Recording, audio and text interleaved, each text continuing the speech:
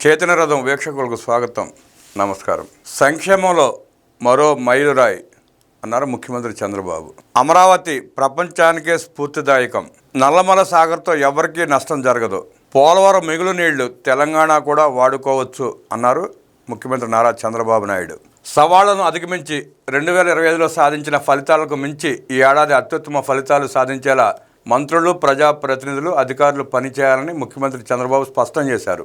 విధ్వంసమైన వ్యవస్థలను గాడిన పెట్టి సుపరిపాలన అందిస్తున్నామని అన్నారు. 2025 ఏడాదిలో మంచి ఫలితాలతో ప్రజల ఆశలను నిలబెట్టి విశ్వాసాన్ని మళ్లీ నింపామని తెలిపారు. ఈ ఏడాది కూడా మరింత కష్టించి పనిచేద్దామని పిలుపునిచ్చారు. రాష్ట్ర సచివాలయంలోని 5వ బ్లాక్లో మంత్రులు, సెక్రటరీలతో సమీక్షా సమావేశం నిర్వహించారు. ఈ సమావేశానికి జిల్లా కలెక్టర్లు వర్చువల్ గా హాజరయ్యారు. ఈ సందర్భంగా చంద్రబాబు మాట్లాడుతూ గత ప్రభుత్వ విధానాలతో కనీసం అప్పు తీసుకునే వెసులుబాటు కూడా లేని పరిస్థితి నుంచి సూపర్ 6 ద్వారా సంక్షేమం, అభివృద్ధిని వేగవంతం చేయగలిగామని పేర్కొన్నారు. తల్లికి వందనం ద్వారా 10,090 కోట్ల రూపాయలను 67 లక్షల మంది విద్యార్థుల తల్లుల ఖాతాలకు వేశాం. స్త్రీ శక్తి ద్వారా 3,50 లక్షల ప్రయాణాలు మహిళలు చేశారు. దీనికోసం ఇప్పటి వరకు 1,114 కోట్ల రూపాయలు వ్యయం చేశాం. అన్నదాత సుఖీభావ ద్వారా 46 లక్షల మంది రైతులకు 6,310 కోట్ల రూపాయలు జమ చేశాం.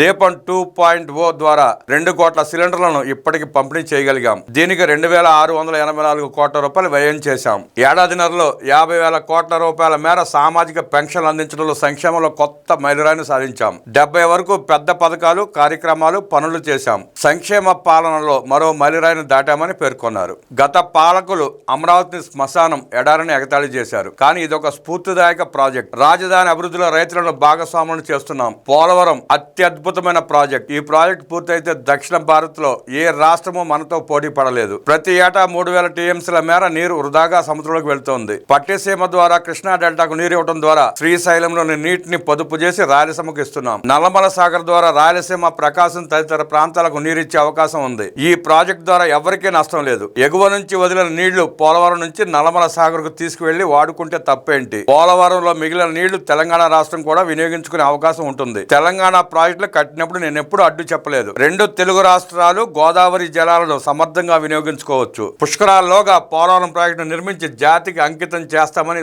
ఈ సందర్భంగా ముఖ్యమంత్రి చంద్రబాబు తెలిపారు. విజయనగరం జిల్లా భోగాపురంలో నిర్మిస్తున్న ఎయిర్పోర్ట్ ను త్వరలోనే జాతికి అంకితం చేస్తామని సీఎం స్పష్టం చేశారు. కేంద్ర సాయంతో విశాఖ స్టీల్ ప్లాంట్ కు 12,000 కోట్ల రూపాయలు రాబట్టి కాపాడుకున్నాం. విశాఖ ఉక్కు ఆంధ్రుల సెంటిమెంట్. ఆ ప్లాంట్ ను నిలబెట్టి తీరుతామని ఉద్ఘాటించారు. దేశంలోకి వచ్చిన విదేశీ పెట్టుబడుల్లో 25% పెట్టుబడులు ఏపీకే వచ్చాయి. పెట్టుబడులకు డెస్టినేషన్ గా ఆంధ్రప్రదేశ్ మారింది. సిఐఏ ద్వారా చేసుకున్న ఒప్పందాలు అన్ని సహకారం అయితే 16 లక్షల మందికి ఉద్యోగాలు వస్తాయి. ఎస్ఐపిబి ద్వారా 8,74,000 కోట్ల రూపాయల పెట్టుబడులకు ఆమోదం కూడా ఇచ్చాం. వీటి ద్వారా కూడా పెద్ద ఎత్తున ఉద్యోగాలు వస్తాయి. గూగుల్ కూడా $15 బిలియన్ పెట్టుబడులతో ఏఐ డేటా సెంటర్ను విశాఖలో ఏర్పాటు చేస్తోంది.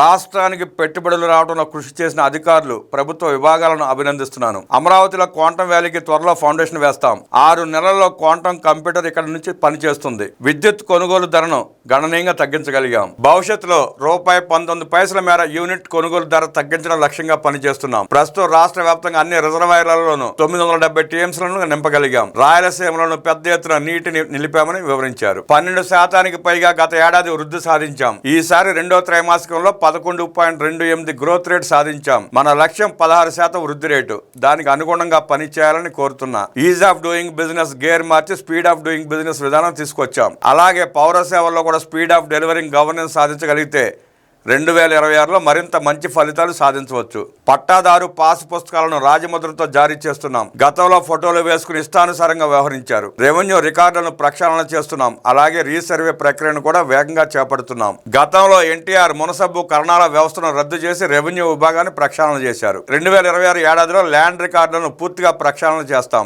రిజిస్ట్రేషన్ విభాగంలోనూ పూర్తి పారదర్శకంగా రిజిస్ట్రేషన్ ప్రక్రియ వేగంగా జరిగేలా చర్యలు తీసుకుంటున్నాం. టెక్నాలజీ వినియోగించుకుని పూర్తి పారదర్శకంగా ఈ వ్యవస్థను మారుస్తాం. ప్రభుత్వ కార్యాలయాల్లో వేగంగా దస్త్రాలను పరిష్కరించేలా చర్యలు తీసుకోవాలని కోరుతున్నాను. విబిజి రామ్జీ ఉపాధి హామీ చట్టాన్ని సమర్థంగా వినియోగించుకోవాలి. తద్వారా కమ్యూనిటీ ఆస్తులు మరింత పెరిగే అవకాశం ఉంటుందని అభిప్రాయపడ్డారు. దేశంలో 25 ఏళ్ల క్రితమే పీపీపీ విధానంలో జాతీయ రహదారుల నిర్మాణం ప్రారంభమైందని, ఇవాళ గిన్నీస్ రికార్డును సాధించే దిశగా రహదారుల నిర్మాణం జరుగుతోందని పేర్కొన్నారు. చేసిన పనులు సమర్థంగా ప్రజలకు చెప్పుకోవడం ముఖ్యమన్నారు. కలియుగ వైకుంఠం తిరుమల తిరుపతి దేవస్థానం శ్రీ వెంకటేశ్వర స్వామిపై ప్రజలకు అంత నమ్మకం. అలాంటి క్షేత్రాన్ని అపవిత్రం చేసే ప్రయత్నాలు జరిగాయి. పరకామణిలో దొంగతనం జరిగితే సమర్థించే ప్రయత్నం చేశారు. కల్తీ నెయ్యితో ప్రసాదం తయారీ, ఖాళీ మద్యం బాటిళ్లను తిరుమలలో పెట్టడం లాంటి దుర్మార్గపు పనులకు పాల్పడ్డారు. దేవుడితో కూడా రాజకీయం చేస్తున్నారు. ఇది చాలా బాధాకరం. దీన్ని తీవ్రంగా ఖండిస్తున్నట్లు ముఖ్యమంత్రి నారా చంద్రబాబు నాయుడు తెలిపారు.